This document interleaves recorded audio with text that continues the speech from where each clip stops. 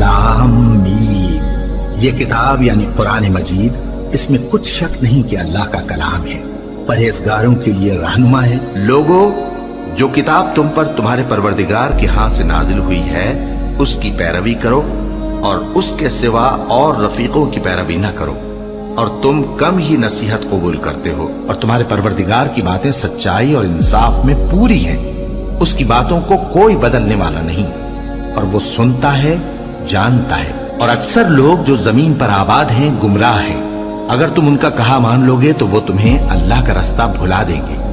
ये महज गुमान के पीछे चलते और निरे अटकल के तीर चलाते हैं। तुम्हारा परवरदिगार उन लोगों को खूब जानता है जो उसके रास्ते से भटके हुए हैं, और उनसे भी खूब वाकिफ है जो रास्ते पर चल रहे हैं। भला ये कुरान में गौर क्यों नहीं करते?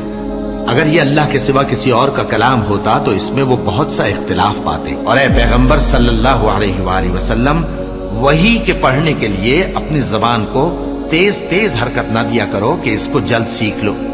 इसका जमा करना और पढ़ाना हमारे जिम्मे है। सो जब हम इसे पढ़ा करें तो तुम उसको सुना करो और फिर उसी तरह पढ़ा करो।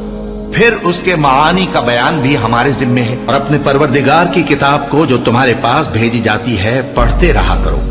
उसकी बातों को कोई बदलने वाला नहीं, और उसके सिवा तुम कहीं पनाह भी नहीं पाओगे।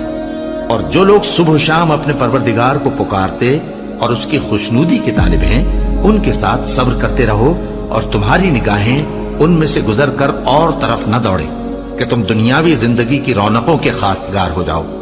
और जिस शख्स के दिल को हमने अपनी याद से गाफिल कर दिया है और वो अपनी ख्वाहिश की पैरवी करता है और उसका काम हद से बढ़ गया है, उसका कहा न मानना। और कह दो कि लोगों, ये कुरान तुम्हारे परवरदिगार की तरफ से बरहक है, तो जो चाहे ईमान लाए और जो चाहे काफिर रहे।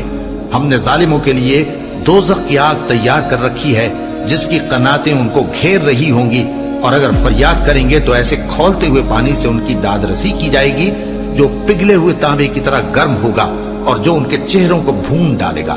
उनके पीने का पानी भी बुरा और आरामगाह भी बुरी। बेशक ये किताब नसीहत हम ही ने उतारी है और यकीनन हम इसके निगहबान हैं।